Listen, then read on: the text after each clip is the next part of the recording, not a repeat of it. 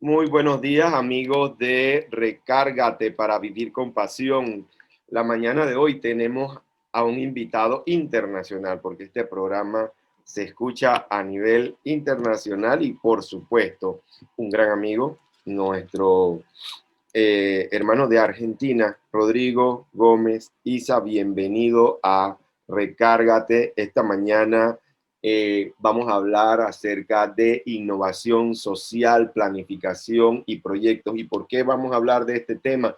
Porque las circunstancias actuales nos obligan a nosotros sí o sí a innovar, pero no solamente innovar en productos, también la sociedad requiere transformaciones más profundas, más sostenibles, y las circunstancias actuales nos están diciendo claramente que no podemos seguir viviendo sin estar conectados, ¿sí?, con lo que está pasando a nivel de la naturaleza, a nivel del clima, a nivel de las comunidades, las situaciones de pobreza, hambre, salud, todo lo que está afectando el mundo requiere que nosotros tomemos una conciencia del papel que jugamos en contribuir con innovación social.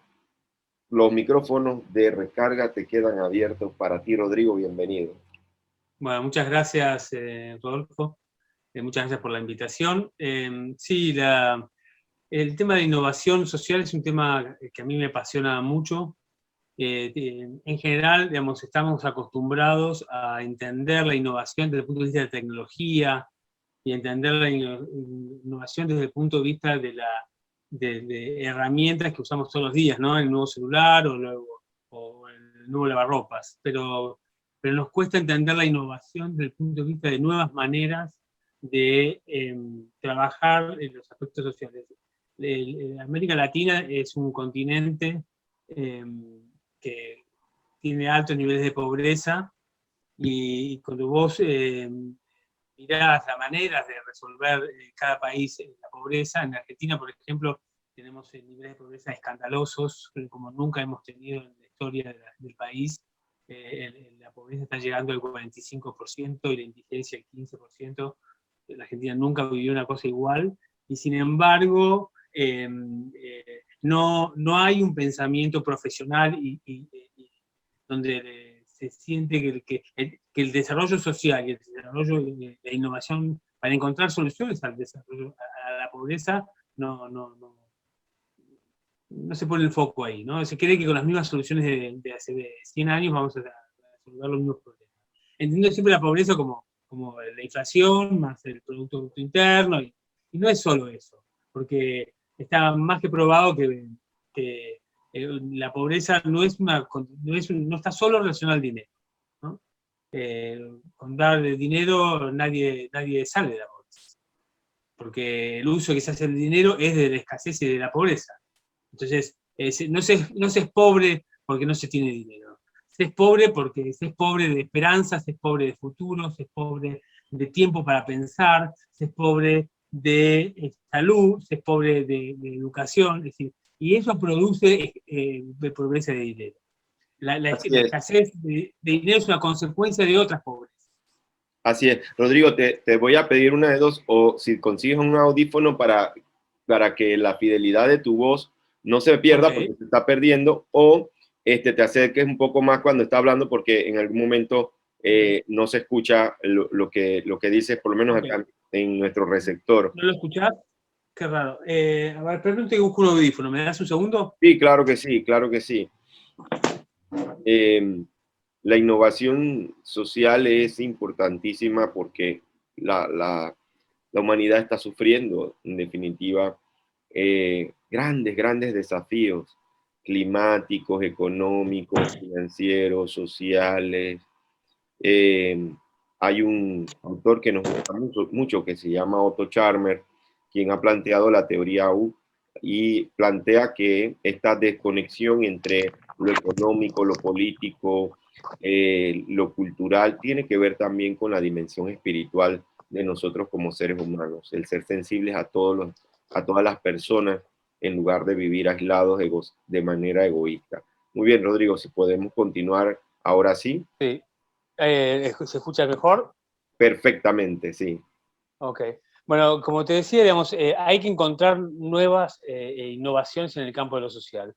Y la innovación tecnológica en el campo social tiene que ver con el desarrollo metodológico, es decir, cómo vos generas nuevas metodologías para resolver los problemas que tenemos. En general, el que está más cerca de poder resolver un problema social es el que está más cerca del problema, ¿no?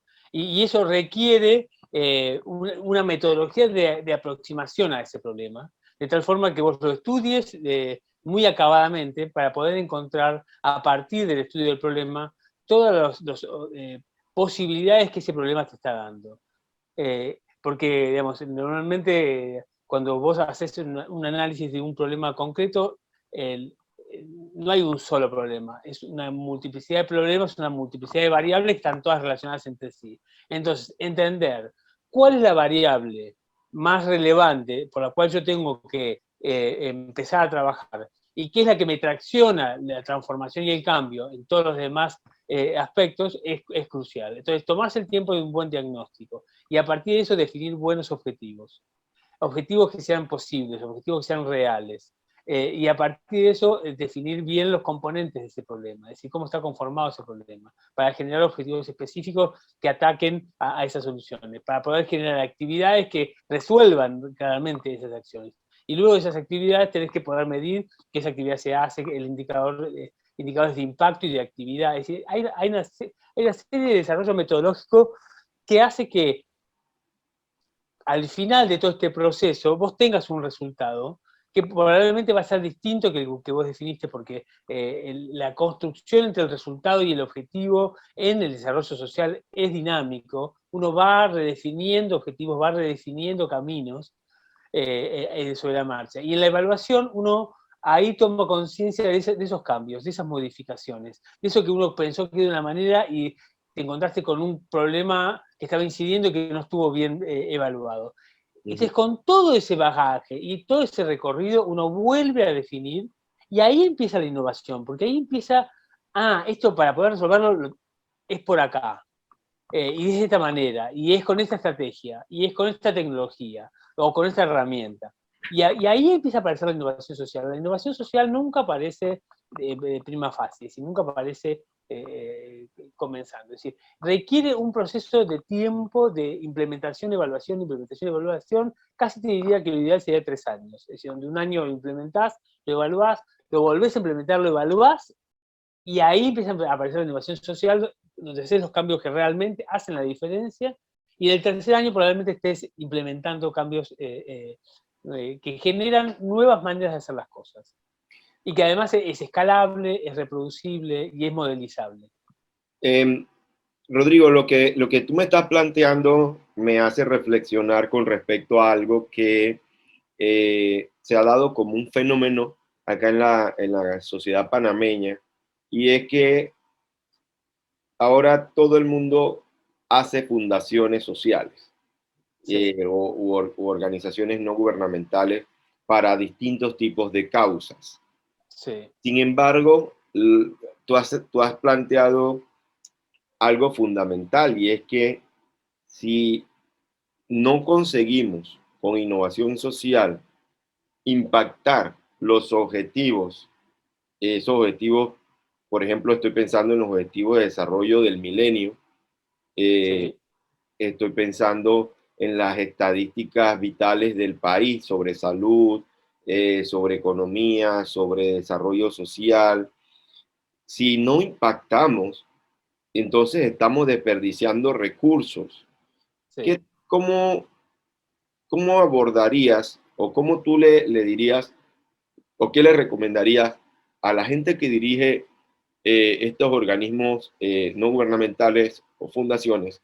¿Qué les recomendarías hacer para eh, poder alinear sus esfuerzos, programas, iniciativas y proyectos con la innovación social? Bueno, a ver, lo que vos decís es muy relevante, porque hay una idea de que lo social es muy importante, pero que con la voluntad alcanza. Exacto. Nos juntamos 10 personas que nos preocupa un tema y le ponemos alma, corazón y vida, un poco de dinero y lo vamos empujando. Y la realidad es que nadie empezaría un negocio de esa manera. Exacto. ¿No? Entonces, ¿por qué pensar que resolver un problema social es más fácil que hacer un negocio? Todo lo contrario, es Es más decir, complejo. es mucho más complejo. Sin embargo, entendemos el trabajo de lo social como un trabajo poco profesionalizado. Se paga mal, se paga poco y se contrata pocos profesionales para hacer el desarrollo profesional. Se cree que con buena voluntad trabajo alcanza. Y lo que termina pasando es que hay un enorme derroche de recursos en tiempo, en dinero y en esfuerzo. Y que eso conlleva una enorme frustración. Entonces hay mucho proyecto frustrado que en realidad no es que el resultado fue fallido, sino que no estuvo planificado. Entonces se llegó a lo que se podía llegar, pero se esperaba otra cosa, porque la frustración, digamos, es la diferencia entre la expectativa y la realidad. Exacto. Entonces, nosotros nos frustramos cuando la realidad nos muestra que nuestra expectativa era... Limitada. entonces, entonces, lo que yo les recomendaría es que eh, realicen diseños y planificación de los proyectos sociales. Tienen que profesionalizar profesionalmente. Yo, digamos, un poco a raíz de esto, acá en Argentina, en el Colegio de Psicólogos de San Isidro, que es donde yo vivo, dicto una materia que es diseño y planificación de proyectos sociales, que lo dicto para psicólogos, ¿no? Eso lo hice 2 años, y sí, que son 20 profesionales que diseñaron 20 proyectos distintos cada uno, y son 40 proyectos. Y el primer semestre hice el mismo taller, pero online, porque pandemia de por medio, ¿no? Yo terminé el último taller en 2020, pero lo hago año por medio, en el posgrado. En 2020, este 2021, lo que hice fue hacerlo online. Y en este momento tengo 5 personas de Colombia, Italia y acá de Argentina que están escribiendo sus proyectos en forma planificada. Y básicamente no es tan fácil escribir una planificación porque hay una dinámica de ida y vuelta que uno necesita un feedback. Es decir, hasta que uno no incorpora la metodología para el describir un proyecto, toma su tiempo aprender. Porque así como hay criterio médico, criterio jurídico o criterio clínico, también hay criterio metodológico. Es decir, a la hora de pensar un proyecto se requiere cierto criterio metodológico para poder abordarlo. Y ese criterio metodológico se puede incorporar, pero requiere escribir, requiere salir de la idea y pasar al papel. El primer paso de materialización de un proyecto es escribirlo. Es decir, cualquier persona que tenga una buena idea, salga de la idea y baja el papel. Esa es mi primera recomendación. Cualquier persona que viene y me dice, ay, Rodrigo, tengo una idea buenísima, la quiero hablar con vos. No, le digo, no me cuentes nada. Escribí una carilla, mándamela y sobre eso hablamos. Porque ya en el proceso de escribir una carilla de tu proyecto, ya cambias cosas. Ya cuando la estás escribiendo te das cuenta de cosas, ya incluís cosas. Entonces, la escritura materializa enormemente el proyecto. Es un primer paso. Entonces, en la propia redacción, uno va incorporando los criterios metodológicos para después poder pensar cualquier proyecto. Entonces, uno necesita la práctica de la escritura. Digamos, para planificar hay un aprendizaje ahí y hay una cosa que hay que formarse. Es decir, como todo know-how requiere cierta formación. Entonces yo lo que le recomiendo a todos los que están haciendo una ONG o con una iniciativa que está buena es que esa iniciativa tiene que estar planificada y escrita. Y bien planificada y bien escrita. De tal forma bueno, por ejemplo, en los organismos multilaterales tienen proformas para presentar proyectos. Esas proformas se llaman marco lógico o logical framework en inglés. ¿No? Bueno, el marco lógico es una manera de aproximarte, es una metodología de esto que estoy hablando. Esa es una. Hay otras, pero esa es una buena. Entonces, la primera recomendación es busquen, googleen marco lógico y entren y empiecen a aprender, a leer y a formarse de qué contempla el marco lógico. A mí me pasa, por ejemplo, que muchas de las propuestas, por ejemplo, hay un proyecto muy interesante que escribió 2 alumnas en el Colegio de Psicólogos, que era un proyecto sobre abuso sexual infantil, ¿no? Y escribieron un proyecto súper interesante, ellos trabajaban en una municipalidad, lo llevaban a la municipalidad y lo empezaban a implementar. Ahora, finalmente, ellos se fueron de la municipalidad y armaron una ONG que tiene que ver con la escritura de ese proyecto. Porque la escritura del proyecto es el documento madre para todo. De ahí después sale la página web, la comunicación del proyecto, la aplicación de los fondos, la evaluación del proyecto, es decir, te da un marco de solidez conceptual, te vuelve experto. Porque una cosa es hacer algo y otra cosa es ser un experto en algo. Para ser experto en algo vos tenés que poder conocer todo lo que tiene que ver con ese tema. Por ejemplo, la redacción del proyecto, lo primero, para uno poder proponer una buena metodología, requiere un buen estudio del tema, es lo que llaman en términos metodológicos el estado de arte, es decir, tenés que averiguar todo lo que se hizo en ese tema. Y ponerlo en una parte del documento es estado de arte. Si yo estoy trabajando sobre, no sé, desnutrición infantil, bueno, tenés que tener un documento donde esté todo lo que se está haciendo en tu país, en Latinoamérica y en el mundo sobre desnutrición infantil. También, Porque uno no también va a lo descubrir llaman, la rueda. también lo llaman conocimiento o la base de conocimiento sobre el tema, ¿cierto? Claro, bueno, la línea base. La línea base, correcto. La línea base es un poco distinto, porque Ajá. la línea base es el conocimiento de la comunidad donde vos estás. Es decir, si vos vas a trabajar de nutrición infantil y te vas a referir a, no sé, a una ciudad de Panamá, por ejemplo, no sé, o un barrio, no sé, el barrio de Tocumen, por ejemplo, la línea base es, bueno, ¿cómo está hoy la desnutrición en el barrio de Tocumen? Entonces, si no tenés esa información, estás especulando. Exacto. Y la especulación, a veces, bueno, ¿cuál es la mejor metodología? ¿Cómo vas a obtener esa información? ¿Cómo la vas a construir? ¿Cómo la vas a obtener? ¿Cómo la vas a costear? Porque si para algo sirve escribir un buen proyecto, es para pedir fondos. La realidad, Rodolfo, es que hay millones y millones de dólares circulando por el mundo buscando buenos proyectos. No es cierto que no hay plata. El que no tiene plata es porque no escribió un buen proyecto. Porque los buenos proyectos tienen plata. Entonces, hay millones de dólares de organismos multilaterales, de fundaciones, de empresas, de personas físicas que quieren donar plata a buenos proyectos. Entonces, no hay escasez de recursos, hay escasez de buenos proyectos escritos. Es cierto. Porque para que alguien ponga plata tiene que ver un proyecto bien escrito, nadie te van a poner plata en una idea.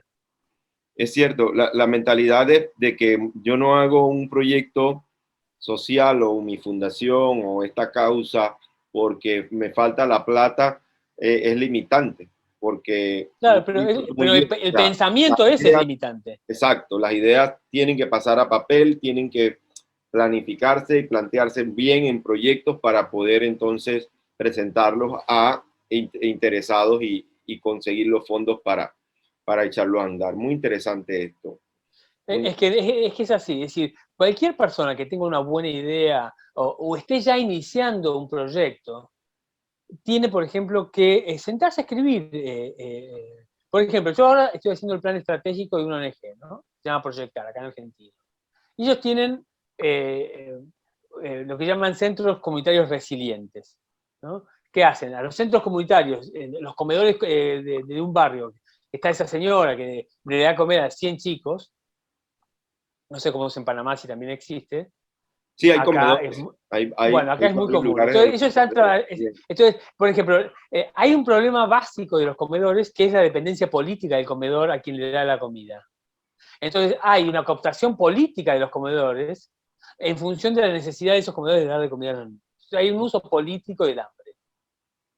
Entonces, cuando se hizo el análisis del problema, se evaluó que la dimensión política del comedor es muy relevante a la hora de su crecimiento. Entonces se planteó hacer un centro comunitario resiliente, es decir, cómo puede darle autonomía económica a un centro comunitario. Entonces, esta ONG planteó 3 estrategias. La primera es construir huertas en los comedores, adecuadas para cada comedor.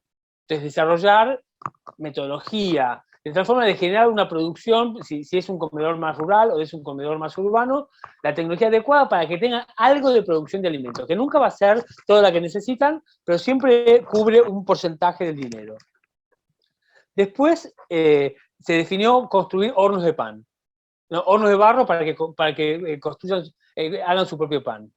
Y para que puedan vender pan en su propia comunidad, y de ahí obtener algún recurso económico, que aunque sea poco, siempre es independiente del dinero que reciben del gobierno de turno. Y la tercera estrategia que se hizo es, se les pide que junten el PET, el plástico de la botella de gaseosa, y ellos se lo compran. Entonces lo pasan a retirar y lo venden a grandes compradores de PET. Entonces, casi simplemente con el costo del plástico, y poniendo un poquito más, en Argentina es un peso, pero digamos, bueno, la moneda ya usan el dólar, pero Sí. es como si se le pone un precio muy bajo, entonces van juntando PET y cuando lo entregan se les paga por el PET que entregan. Entonces, eso tiene un impacto, primero en la conciencia medioambiental. Segundo, en que retiran el plástico en todos los barrios pobres de Argentina, supongo que en Panamá es igual, hay basura desparramada por todos lados. Entonces, y la basura es un problema muy serio en la salud pública. Entonces, la primera acción que hace es se empieza a retirar de alguna manera el PET de los barrios. ¿Por qué? Porque empieza a tener un valor económico, ¿no? Y aunque sea un peso que sería en Argentina, lo juntan y lo entregan. Y eso al comedor le da algo de ingreso económico. Entonces, entre la huerta, entre el horno de pan y la compra y la entrega de PET, ellos empiezan a tener un porcentaje del total de independencia para poder validarlo. Y ahora, por ejemplo, están que consiguieron una trituradora de plástico, ¿no? Oye, entonces, ahora, ¿de dónde saco la plata para comprar el PET? Entonces, ¿qué hicieron? Armaron lo que llaman el banco de basura. ¿Qué es el banco de basura? Es un centro de donación de objetos y ropa que se junta todo ahí, se clasifica, algunas se dona, pero muchas se vende, porque hay todo un mercado en los barrios pobres de venta de ropa usada. Entonces se lo dan a personas que venden, a feriantes que compran ropa usada de buena calidad, y con la plata que cobran de la venta de la ropa usada, compran en los comedores el PET. Entonces, son todas estrategias para ir consiguiendo recursos y logrando impacto social y medioambiental. Entonces, todos estos proyectos tienen que estar bien escritos, tienen que estar bien planificados, ¿no? Yo un poco estoy trabajando en el plan estratégico y estoy diciendo, bueno, a este proyecto le falta planificación, a este proyecto tenés que, huerta, ¿cuántos kilos de tomate necesitas? ¿Cuánta calabaza? ¿Qué espacio necesitas para plantar la calabaza que vos necesitas en este barrio? La calabaza, ¿qué crece? Bueno, nosotros tenemos, a diferencia de Panamá, que tiene un clima más parejo durante todo el año, que es más seco y más húmedo, pero las temperaturas son más o menos constantes. En Argentina tenemos las 4 estaciones, ¿no? Es un clima templado. Entonces, no crece todo el año lo mismo. No plantás zapallo en invierno, porque no crece. Entonces, bueno, la plantación es estacional. Entonces, hay momentos que tendrás tomate, en el verano tendrás tomate y en el invierno tendrás limones. Pero eso requiere una planificación. Y muchos barrios tienen espacio físico para hacer huerta, y además hay un aprendizaje en el trabajo de la huerta, en el cuidado de la planta, en la cultura del trabajo. Entonces vos trabajas cultura del trabajo, cuidado, y ahí estás trabajando muchos aspectos que tienen que ver con la cultura del trabajo, que es un aspecto muy significativo, y tiene un impacto muy significativo para lograr sacar a la gente de la pobreza. Es decir, porque la primera cosa que tiene la persona pobre es que no ha desarrollado, porque no lo ha aprendido, las herramientas para poder dejar de serlo. Digamos, vos, Rodolfo, si mañana te quedás sin trabajo y no tenés un centavo, no vas a ser pobre. Aunque no tengas plata, no sos pobre. ¿Por qué? Porque tenés las herramientas para volver a generar dinero. Entonces, no es pobre el que no tiene plata, es pobre el que no tiene herramientas internas en su mundo, mundo interno, para poder conectarse con la producción del dinero, para poder materializar dinero. Entonces, hay algo del trabajo con la pobreza que tiene que ver con la conciencia de ser pobre. El pobre es pobre de tiempo, es pobre de trascendencia. Si vos le preguntás a una persona pobre, de que viene de una familia pobre, de qué origen es su abuelo, no sabe. No hay genealogía en la pobreza. La genealogía aparece en la clase media, en las clases altas. pero sabés que tu abuelo, tu bisabuelo, que vino de acá, que vino de allá. Los pobres no saben. ¿Por qué? Porque no tienen tiempo, porque si yo tengo que resolver qué voy a comer esta noche, tengo toda mi energía en saciar mi hambre, no tengo tiempo para sentarme a hablar con mi hijo sobre de dónde vino mi abuelo o el origen de mi familia. Entonces, la pobreza es un problema estructural que hay que atacar de una forma multivariada. Y si vos no analizás todas las variables que están incidiendo sobre eso, no vas a poder resolverlo. Y entonces no vas a poder generar nuevas estrategias y nuevas metodologías para poder abordar esa temática. Digamos, yo lo que les recomiendo es que aprendan en ese sentido, que estudien, que se formen. Se formen. La metodología es un poco antipática de ser estudiada, es un poco áspera. No les voy a mentir. Sí, da como un poco de fiaca. Yo por eso, digamos, los talleres que dicto, justamente lo que hago, les propongo escribir un proyecto en 5 o 6 meses. ¿No? Entonces, un mes le explico una parte y escriben esa parte. Me la devuelven, la corrijo, nos juntamos, le hago la devolución. Después escribís la segunda parte. Me la devuelven, la corrijo, nos juntamos, le hago la devolución. La tercera parte. Es decir, porque toma un proceso, además de la persona con su propio proyecto, ir pensándolo, ir encontrando la mejor forma, cómo ir ajustando todo. Eso es un ida y vuelta que toma trabajo, es cierto. Pero la persona que no está dispuesta a invertir tiempo en formarse, va a seguir cometiendo los mismos errores. Así mismo es. Y creo que la pandemia también nos da un regalo, porque nos sobra el tiempo. Ya no tenemos que estar en el tráfico atorados, no tenemos que estar yendo de aquí para allá. Casi todas las cosas se hacen por este medio virtual. Y es una oportunidad para que uno pueda escoger buenas formaciones y convertirse en un innovador social.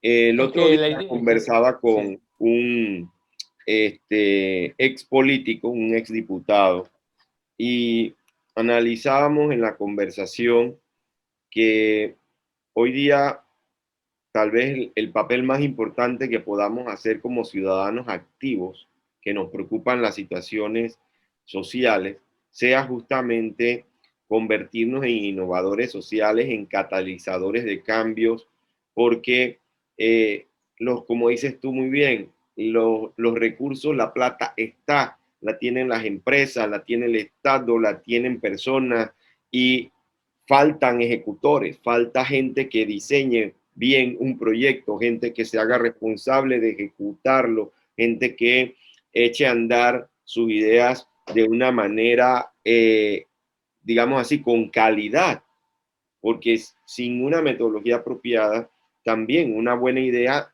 no queda en nada porque le falta un proceso justamente de diseño, de planificación, de ejecución, de evaluación que haga que, como has dicho tú, planteado tú, gradualmente, en la medida en que vamos evaluando y evaluando un proyecto, van surgiendo las innovaciones, pero no es al primer momento, es constantemente revisando, corrigiendo y justamente aprendiendo, como dices tú, formándonos para tener criterios mucho más modernos, tecnológicos, para hacer las cosas por la sociedad bien. A veces, inclusive, creemos que, o hay una creencia cultural de que a lo social, bueno, pues no requiere profesionalismo. Claro que lo requiere. No, mucho, ¿no? hay muchos prejuicios sobre lo social. De hecho, se cree primero que lo social es cuestión de mujeres.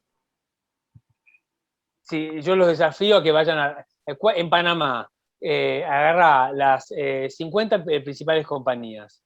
Vas a ver que el responsable de sustentabilidad o de responsabilidad social empresaria es mujer. ¿Cierto? Vas a ver el 80%. Y eso habla, paradójicamente, de una descalificación del puesto. ¿Por qué? Porque en general se da a lo femenino un lugar peyorativo. Exacto. Que no debería ser así. En realidad las mujeres tienen un compromiso, porque como tienen una relación con lo maternal y el cuidado, están muy bien preparadas para eso. Pero lo cierto es que así como la perspectiva femenina del cuidado y de lo maternal es necesario, también es necesaria la perspectiva ejecutiva de lo masculino. que no estoy hablando de hombres y mujeres, porque hay una mujer que puede ser muy ejecutiva y tener integrado su costado masculino y ser muy eficiente. Pero todos tenemos un femenino y un masculino que tenemos que integrar. Gran parte de nuestro propio proceso de evolución tiene que ver con integrar nuestro femenino y masculino. Pero que cuando uno va a las profesiones, vos te das cuenta cómo está disociado eso y qué aspecto de lo femenino y lo masculino requiere esa posición y por qué lo requiere.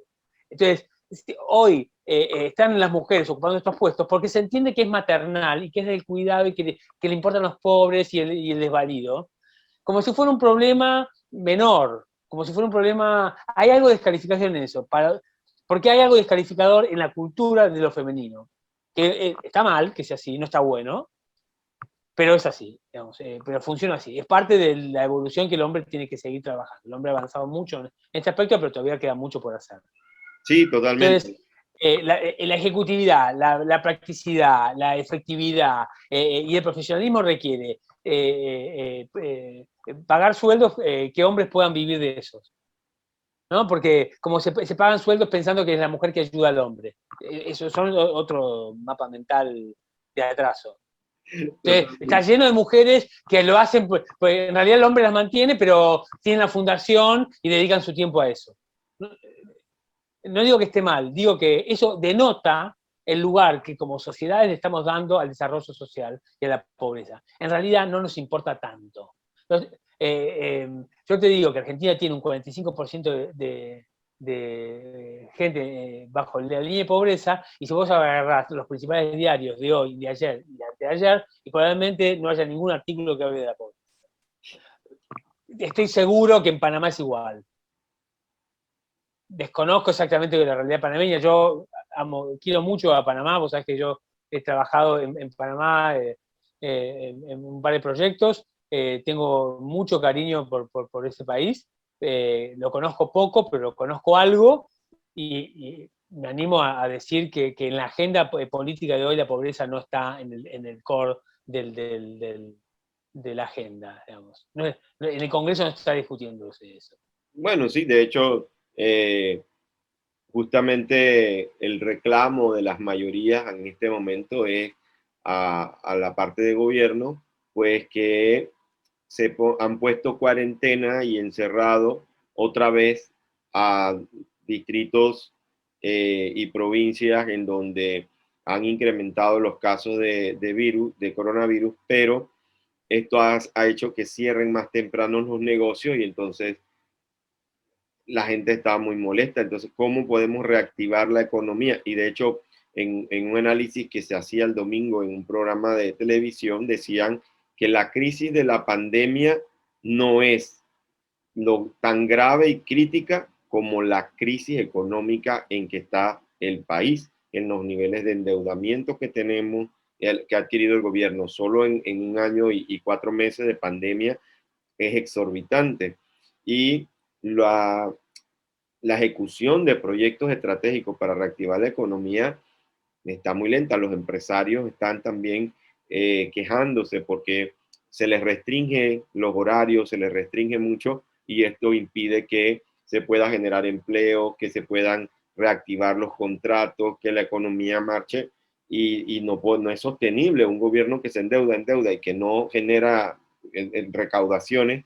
Las recaudaciones se las va a dar la economía de la empresa del sector privado, no se la da el gobierno por sí mismo, ¿no? Así que tenemos grandes desafíos. Nos quedan 12 minutos más y me gustaría que en estos 12 minutos hiciéramos algunos comentarios, comentaras acerca de qué cosas positivas, qué cambios, qué ejemplos podrías dar de comunidades que estén haciendo innovación social, porque creo que eso arrastra mucho el ejemplo. Si conoces casos de casos exitosos de innovación social, para que nos compartas con los amigos oyentes y los que nos ven por redes sociales. Bueno, mira, hay innovación social en Latinoamérica, tiene como una larga trayectoria en pensar estrategias. Entonces, en cada uno de los campos hay ejemplos. Acá en Argentina, por ejemplo, en temas de desnutrición, hay una fundación que se llama, que la dirige Abel Albino, que él, por ejemplo, él lo que hace es armar centros en donde la gente va a cocinar, por ejemplo. Y les enseña a cocinar con lo que hay. Entonces, cuando los chicos en realidad tienen centros médicos, donde atienden la desnutrición en un barrio, por ejemplo, pero además ahí tienen cocineros.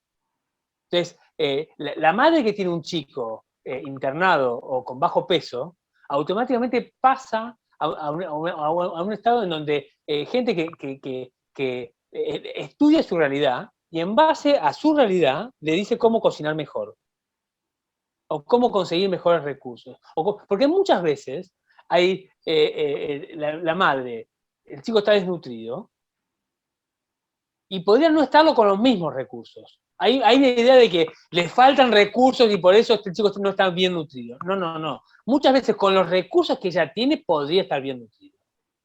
Pero administrando mejor ese dinero o administrando mejor esos alimentos, el chico podría estar bien alimentado. Entonces, los centros CONIN se llaman. Los centros CONIN de Albino, por ejemplo, ellos no solamente tienen un centro médico, sino que tienen todo un área de cocina y de nutricionistas que hacen capacitaciones en las comunidades para que las madres aprendan a cocinar mejor para los hijos. De tal forma que puedan generar mejor impacto del alimento en la nutrición, ¿no? Y también lo que hacen, que es fundamental, los temas de estimulación temprana. La estimulación temprana, todo el trabajo de estimulación temprana que hacen en los 2 primeros años de vida es fundamental. En los 2 primeros años de vida es cuando el cerebro se desarrolla. Todo lo que no pusiste en esos 2 primeros años de vida, en proteína y en estimulación temprana, después ya está, ya no se puede poner. El potencial de esa persona se juega en los 2 primeros años de vida. En los 9 meses en la panza y los 2 años de vida. Entonces, todo está apuntando a eso. Entonces, ellos llegan, evalúan la estimulación de los niños, evalúan la alimentación de los niños y evalúan el uso del dinero y el uso de los alimentos que hay. ¿Por qué? Porque neurona que no creció en los 2 primeros años ya después no crece más. Es una red neuronal que no se desarrolla. Rodolfo, nosotros vivimos del acervo educativo que alguna vez generamos. Argentina es un país que hoy, por ejemplo, tiene 8, lo llaman unicornios, ¿no? Las empresas de tecnología que valen más de $1.000 millones. Argentina ha producido 8 de esas compañías, que valen más de $1.000 millones. ¿Por qué? Porque el acervo cultural y educativo ha sido tan fuerte que la Argentina tenía un 99% de alfabetismo. Sin embargo, hoy la calidad educativa bajó enormemente. Y hay un debate enorme sobre el desarrollo. Y Argentina hoy está viviendo con lo que se hizo hace 60, 50 y 40 años. Entonces, el desarrollo social tarda tiempo en desarrollarse, pero dura mucho tiempo una vez que vos lo incorporaste. Es el capital vive de eso. Famoso, ¿cierto? O sea, el capital une el capital intelectual con el capital social y juntos crean una estructura que permite eso que tú estás planteando. Pero si la Argentina tiene la posibilidad de revertir este 45% de pobreza, es por el capital que desarrolló en toda la segunda mitad del siglo XX y estos últimos 20 años. Es decir, ese es el capital lo que permite generar desarrollo. Hoy tenemos compañías en Argentina completamente innovadoras. Argentina es líder en desarrollo innovador y a la vez es líder en generación de pobreza. Y eso es una paradoja insoportable. A mí como argentino me resulta doloroso. Pero sin embargo, esa es la esperanza que nosotros tenemos. Entonces, todo lo que Panamá invierte en educación hoy, todo lo que genere innovación educativa, que Panamá no esté discutiendo el modelo educativo, que no esté discutiendo tecnologías educativas, que no esté aprovechando la pandemia para generar innovación tecnológica en la educación. Bueno, ahí hay un enorme mundo de posibilidades. De hecho, yo tuve que aprender a atender pacientes, yo soy psicólogo, aprender pacientes a través de online, que antes nunca lo había hecho. Y hoy tengo pacientes en Estados Unidos y en Francia. Y eso es innovación social, porque uso la tecnología para trabajar esto. Lo mismo, hoy, por ejemplo, estoy acompañando a un colombiano para desarrollar, que trabajan con comunidades indígenas en la Amazonía colombiana, que negocian con el gobierno generar un sistema educativo que respete la cultura indígena, y estamos trabajando en desarrollar metodológicamente la articulación entre el modelo educativo colombiano con el modelo educativo de las comunidades indígenas, que son como 18 comunidades que tienen que acordar eso. Entonces, todo ese desarrollo, ahí va a haber innovación, pero ¿cómo? Con planificación, con buen diagnóstico, con buena línea base, planteando objetivos, evaluándolo, es todo un trabajo. Entonces, en ese caso, por ejemplo, ellos están desarrollando toda una innovación social que tiene que ver con acercar a la población indígena a altos niveles de educación, respetando su idiosincrasia. Es decir, que cualquier indígena que salga de una escuela en la Amazonía pueda acceder a las mejores universidades colombianas, que esté preparado para eso y a la vez sea fiel a sus propios saberes, sea fiel a su propia cultura, se reconozca todo lo que la cultura indígena tiene para aportar al conocimiento universal. Bueno, todo eso requiere desarrollo metodológico y desarrollo de innovación, porque si no, con los mismos procesos ya sabemos, los indígenas son brutos, son ignorantes, no saben nada, nosotros somos occidentales, sabemos todo, tenemos claro cómo es la vida y le decimos cómo tienen que ser las cosas. Y así venimos funcionando.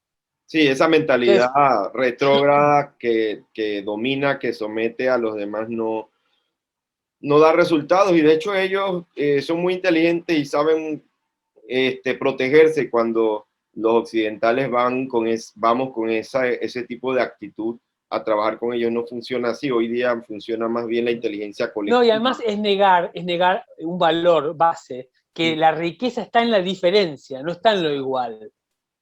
Es decir, cuando uno reconoce, por eso la educación en valores, en el respeto por la diferencia, es necesaria no solo por el respeto al otro, sino porque ahí está el acervo de riqueza.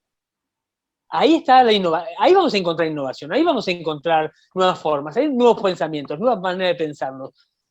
Porque la realidad es que en el propio evolución como personas tiene que ver directamente con lo que uno puede aprender, no del igual. De hecho, mira, te voy a contar una anécdota personal, pero yo cambié a mi hijo de colegio, ¿no? Lo mandaba a un colegio francés y lo mandaba a un colegio más conservador, por diferentes motivos.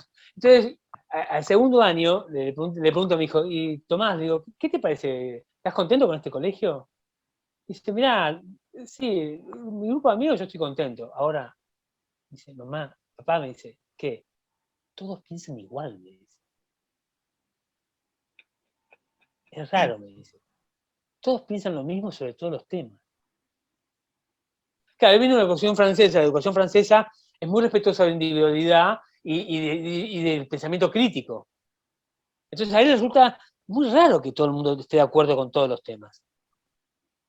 Que si vamos a hablar de aborto, todo el mundo piensa igual. Que si vamos a hablar de sexo, todo el mundo piensa igual. Que si vamos a hablar de política, todo el mundo tiene la misma alineación política. Que es raro, dice. Si el mundo no es así, pero sin embargo nos gusta sentirnos cómodos juntándonos con los que piensan igual. Y es cierto, uno necesita una comunidad donde referenciarse y reforzar su propia identidad, pero lo cierto es que uno crece en la diversidad, no crece en lo igual. Tal cual. Ahí no Y hoy más que nunca, esa brecha de desconocer la diversidad, a pesar de que es una brecha invisible, se hace visible, y se hace visible cuando vemos los fenómenos que pasaron en Estados Unidos de racismo, cuando vemos los fenómenos que pasan en otros países de conflicto social, y pareciera que no está pasando nada y que estamos modernos porque las redes sociales y vemos todo, pero debajo nosotros como humanidad, y lo señalaste muy bien, el tema de valores, cuando tenemos valores que excluyen, que humillan, denigran, irrespetan, abusan de un ser humano simplemente por un prejuicio social, retrocedemos y tenemos un gran desafío en innovación social, justamente para eso. eliminar Sigmund Freud, los prejuicios. Sigmund Freud decía hace más de 100 años, hablaba del narcisismo de las pequeñas diferencias. Oh, qué interesante. Tiene esa frase, el narcisismo de las pequeñas diferencias. ¿Qué significa? Que para conservar mi identidad y mi narcisismo necesito sentirme diferente a vos. Entonces empezamos a buscar las pequeñas diferencias, porque en definitiva somos todos iguales, todos necesitamos que nos amen. Todos amamos a nuestros hijos, todos queremos salir adelante. Todos queremos lo mismo. Entre un esquimal, un africano, un latinoamericano, un estadounidense, o un europeo, un asiático, todos queremos lo mismo.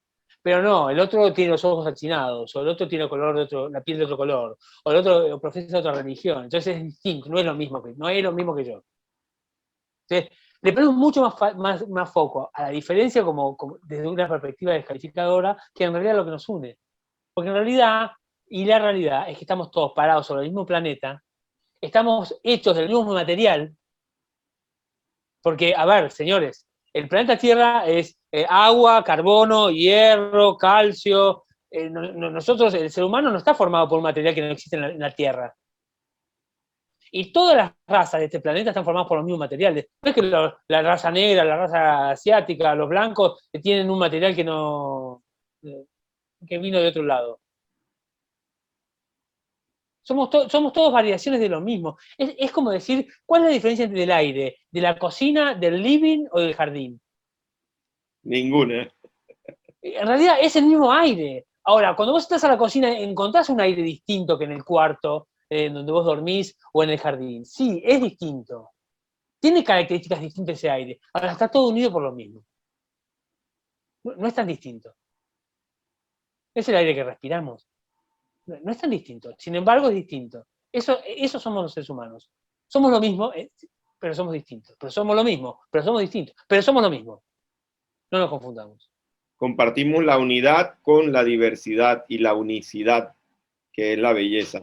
Rodrigo, se nos acabó el tiempo. Te doy las gracias porque has enriquecido muchísimo este espacio con tus aportes, con tu conocimiento y tu experiencia. Y claro que vamos a continuar estas conversaciones más adelante. Dale, porque es importante hoy más que nunca la innovación social. Te doy las gracias por tus últimas palabras para nuestros amigos oyentes. Bueno, gracias por estar acá escuchando. Gracias a vos, Rodolfo, por la invitación. Y nada, los invito simplemente a desafiarse a crear innovación donde se piensa que no la hay. Genial. Feliz día, amigos. Fui Rodolfo Caballero con Rodrigo Gómez Isa de Argentina, hablando sobre innovación social. Nos vemos en el próximo episodio. Chao. Adiós.